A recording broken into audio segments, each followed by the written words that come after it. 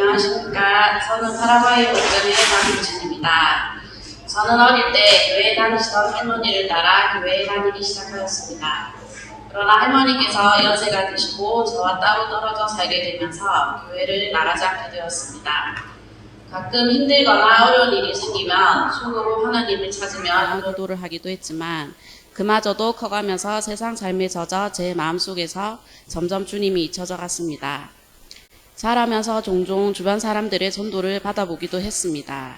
그리고 결혼하면서 신앙생활을 하시는 시어머니도 저를 교회로 인도하시려 했지만 그때까지 저는 교회는 지겹고 또 보이지 않는 하나님을 믿는다는 것이 허상처럼 느껴져서 마음의 문을 닫고 거성으로 흘려들었습니다.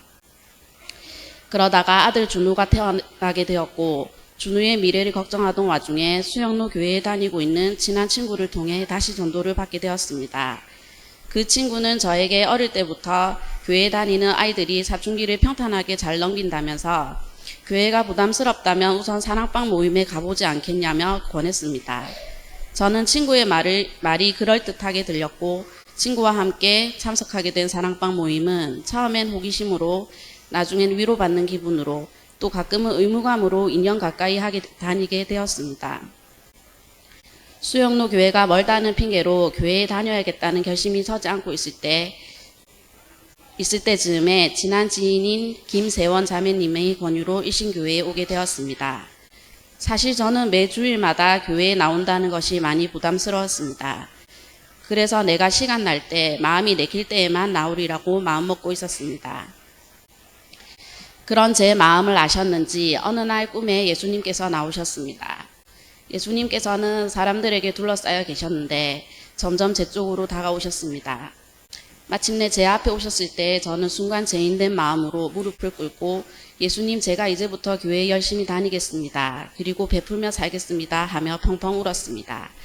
물론 꿈을 꾼 이후부터 갑자기 제가 바뀐 것은 아닙니다만 그 이후부터 우선 교회에 꾸준히 오게 되었습니다. 돌이켜 생각해보면 멀고 긴 시간 동안 많은 분들의 전도와 기도를 통해서 주님께서 다시금 인도하신 게 아닌가 싶습니다.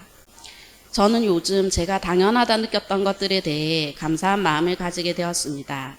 건강하고 배 골지 않고 편히 쉴 수 있는 집이 있고 이런 것들은 숨 쉬는 것만큼이나 당연했던 것들이었는데 예수님을 믿고서부터 제가 얼마나 큰 축복을 받고 있는지 알게 되었습니다.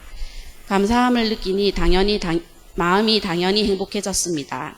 이전에도 불행하다고 느끼진 않았지만 이전과 비교할 수 없이 마음이 편안합니다. 제가 느끼는 이 행복을 우선 저희 집 준호 아빠도 함께 느끼게 될 거라고 믿고 또 일신 가족 여러분도 느끼셨으면 합니다. 목장 모임과 교회를 나오기는 했지만 교회 생활에 대해서 막연하게 알고 잘 모르던 것들을 목사님과의 새 가족 만남을 하면서 자세히 알게 되었습니다. 그리고 예수 영접 모임을 통하여 예수님과 구원에 대하여 정확하게 알 수 있었고 예수님을 마음으로 믿고 영접할 수 있었습니다. 그리고 처음 와서 낯설고 이제 막 믿음의 첫걸음을 딛기 시작해서 미숙한 저에게 항상 친절하시고 편안하게 이끌어주신 파라과이 목장 여러분들께 감사하다고 말씀드리고 싶습니다.